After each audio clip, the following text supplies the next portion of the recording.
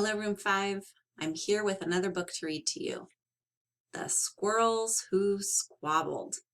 We've had a long week, social distancing, maybe having troubles with our friends, parents, brothers and sisters. This book is a good reminder to all of us on how to be kind to one another and take care of one another. So please enjoy.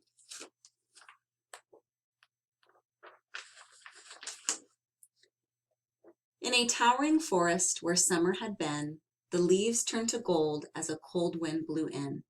And as autumn arrived with the sky raging red, the sleepiest creatures got ready for bed.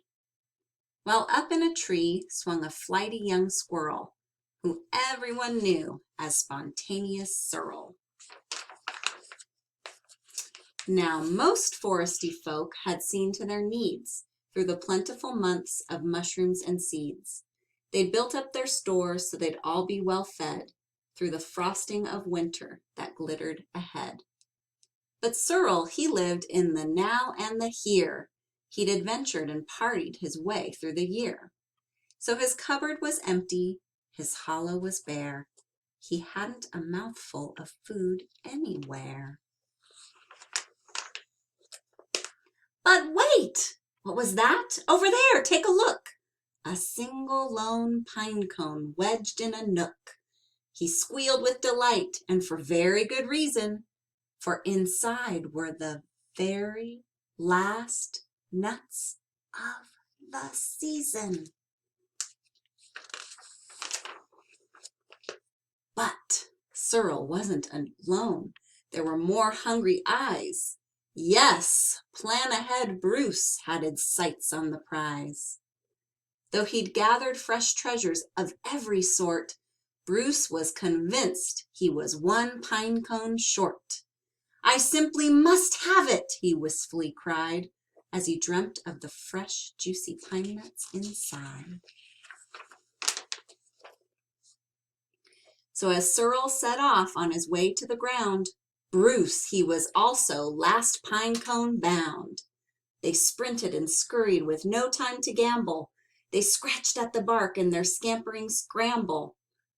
But their panic and haste shook the tips of the spruce, and the pine cone, it trembled. Then it came loose.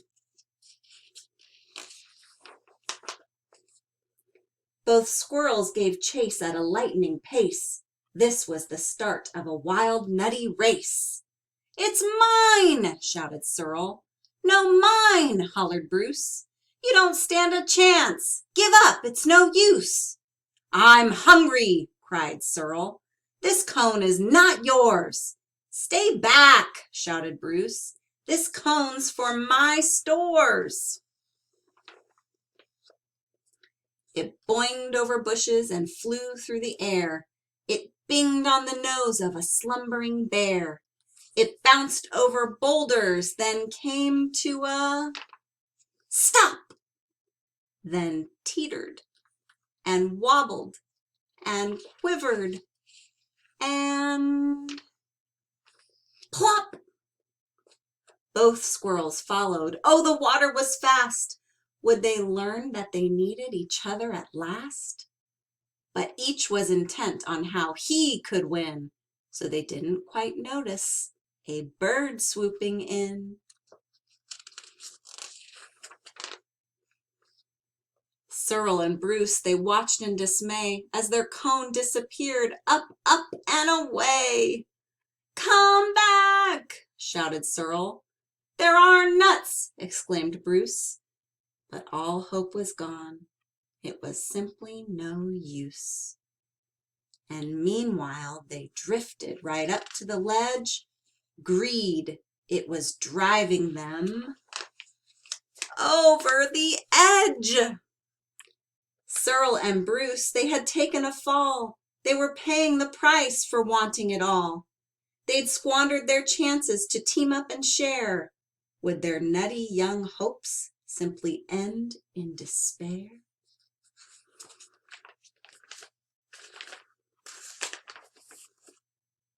Bruised and bedrazzled, they swept past dry land. Sorrel grabbed at a branch with a trembling hand. Catching Bruce with the other, he heaved and he huffed and pulled him to safety with panting and puffs. They dragged themselves up with sputtering wriggles. Then Bruce looked at Searle and exploded in giggles. "How silly we are," he managed to mutter. "How greedy I've been," he proclaimed with a sputter. "We shall change from today. May the squabbling cease. We should celebrate, seeing we're both in one piece." From that day and forward, they made a great pair. They would gather together and found they could share. Yes, Searle and Bruce, they knew in the end the best thing to share is a laugh with your friend.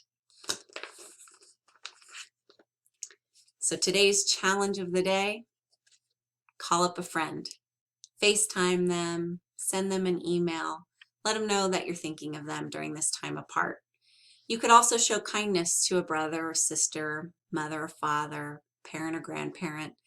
These are tough times staying home together. Show kindness, reach out to those in need, and continue being the awesome people you are, Room 5. Have a great weekend. Talk to you soon. Bye.